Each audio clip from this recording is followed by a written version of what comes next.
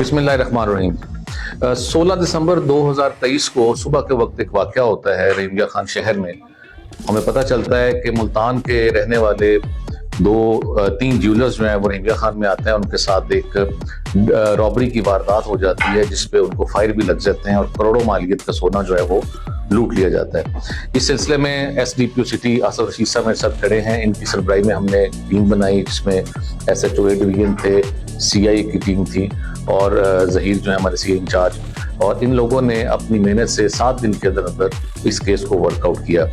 4 मुल्ज़मान को गिरफ्तार किया गया इस सिलसिले में और उनकी शनाख्त परेड भी हो चुकी है, उनसे रिकवरी भी जो है वो हो चुकी है। 2 बंदे जो हैं अभी तक स्टिल एट लार्ज हैं जिनके लिए टीम काम कर रही है और इंशाअल्लाह बहुत जल्द उनको भी गिरफ्तार करके हम इंसाफ के कटहरे में लाएंगे। It's a big achievement on the part of Rahimiya Khan police. ये रहीमिया खान की तारीख की सबसे बड़ी रॉबरी की वारदात थी और इससे बढ़कर के इसमें लोगों का जख्मी हो जाना, जिससे बिजनेस कम्युनिटी में काफी सिक्योरिटी कंसर्न्स पाए जाते थे, लेकिन विद इन 7 days इस केस को सक्सेसफुली वर्कआउट किया गया, जिसके लिए credit must be given to these people.